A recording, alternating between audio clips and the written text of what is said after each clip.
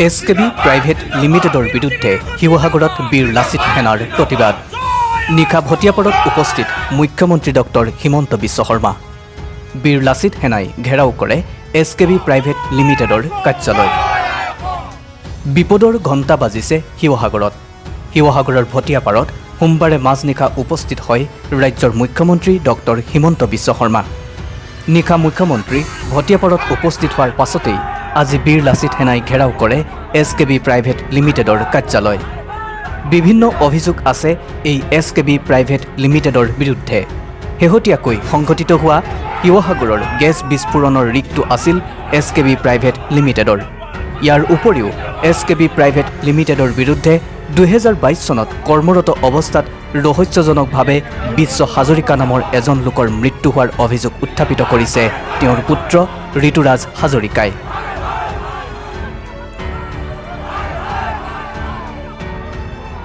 আমি তলা লগাম আৰু জুই জবস্তি যদি প্ৰশাসনে আমাক তলা চলা খোলা কিবা কৰে নহয়, শিৱসাগৰ জিলা কোনোবা প্ৰান্তত যদি কিবা জুই জ্বলা নহয় তাৰ কিন্তু প্ৰশাসন জড়িত হ'ব। সেইকাৰণে আপোনালোকে এই যে এছকেপেটৰ স্বত্বাধিকাৰী তেখেতৰ লগত আমি কথা পাতিব বিচাৰিছোঁ। আমি ঢেৰ কিবা মাং কৰা নাই, কাৰণ নিজৰ পিতৃক হেৰুৱাইছে ল'ৰাজনে নিজৰ প্ৰাপ্য কিবা এটা বিচাৰি আহিছে আৰু ভটিয়াপাৰবাসীয়ে গোটেই নিজৰ নিজৰ প্ৰাপ্য বিচাৰিছে। সেই কথাটো যদি তেওঁক কৰিবলৈ নাহে ন, কৃষ্ণ আগৰলৈ আমি বীৰ লাচিত সেনা বন্ধ কৰি দিম। তেওঁ ঠাইত যিমান চলি আছে চব ঠাইত বন্ধ কৰি দিম। আমি প্ৰশাসনক 1 ঘণ্টা সময় দিলোঁ। 1 ঘণ্টা সময় আমি ইয়াত থাকিম।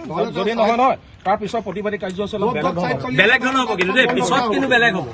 তেতিয়া কিন্তু আকৌ কৃষ্ণগাঁৱলৈ কাহি মধুসূদন দেখিব। আজি ভটিয়াপাৰত 700 মিটাৰ য'ত আমাৰ গেছ নিৰ্গত হৈছে তাৰ ভিতৰত 700 মিটাৰ ডিষ্টেন্সত এজন ল'ৰা উশাহ বন্ধ হৈ পেলাই উশাহ ল'ব নোৱাৰি আজি তেওঁলোকৰ 28% আহক, নহ'লে কৃষ্ণগাঁৱলৈ আহক। অঞ্চলত যিখিনি মানুহ ক্ষতিগ্ৰস্ত হৈছে সকলোকে এওঁলোকে পইচা দিব লাগিব। মিনিমাম 1 লাখ টকাকৈ প্ৰতি ঘৰত দিব লাগিব, কাৰণ ইয়াৰ গুণদামী বহুত হৈ গ'ল শিৱসাগৰত। ই তেল চোৰহে আছিলে, আজি 10 বছৰ নে 15 বছৰ আগত। এইবোৰ পইচা চব তেল চুৰি পইচা। এতিয়া তেল চোৰৰ তলত শিৱসাগৰ নাথাকে।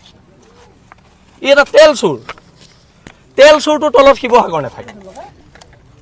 শিৱসাগৰ খিলঞ্জীয়া জনগণ তেল চোৰৰ তলত নাথাকে।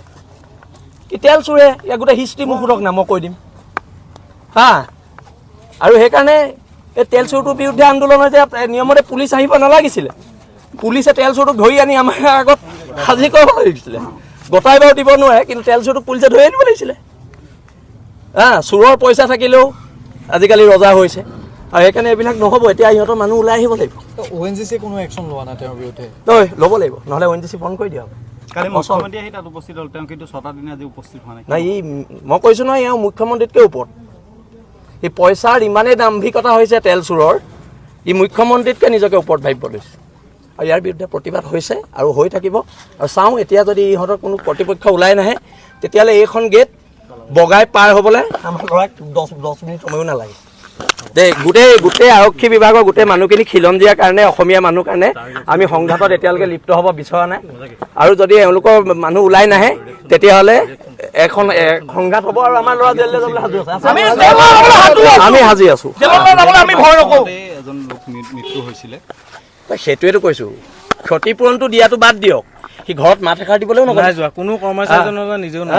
আৰু সেইকাৰণে এইবিলাক গুণ্ডাৰ বিৰুদ্ধে, এইবিলাক তেল চোৰৰ বিৰুদ্ধে আন্দোলন চলি থাকিব। শিৱসাগৰৰ পৰা ফাৰহান লস্কৰৰ ৰিপৰ্ট, নতুন সময়।